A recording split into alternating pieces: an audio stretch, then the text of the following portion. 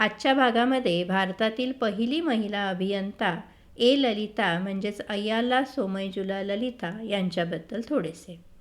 अय्याला सोमयजुला ललिता यांनी अभियांत्रिकी महाविद्यालय गिंडी येथे शिक्षण घेतले.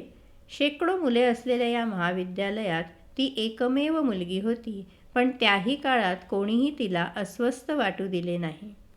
1943मध्ये इलेक्ट्रिकल इंजिनिअरिंगमध्ये त्यांनी पदवी प्राप्त केली. पदवी घेतल्यानंतर ललिता यांनी सिमला येथे काम केले आणि आपल्या वडिलांना धूररहित ओव्हन आणि जेलेक्टोनियम हे एक विद्युत वाद्य असतं ते बनवण्यासाठी आणि त्यावर संशोधन करण्यासाठी मदत केली. भारतातील सर्वात मोठे धरण जे आहे भाकरा नांगल धरण, यावर ट्रान्समिशन लाईन्स आणि सबस्टेशन लेआउट डिझाईन करण्याचे काम त्यांनी केले. 1964मध्ये न्यूयॉर्क येथे झालेल्या पहिल्या आंतरराष्ट्रीय महिला अभियंता आणि शास्त्रज्ञ परिषदेत सहभागी झालेल्या त्या पहिल्या महिला अभियंता होत्या. वयाच्या 15व्या वर्षीच त्यांचं लग्न झालं.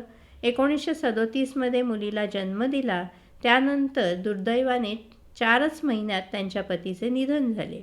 वडिलांनी प्रोत्साहन दिलं आणि त्या प्रोत्साहनामुळे त्यांनी शिक्षण घेण्यास सुरुवात केली आणि पुढे अभियंता म्हणून नाव कमावले.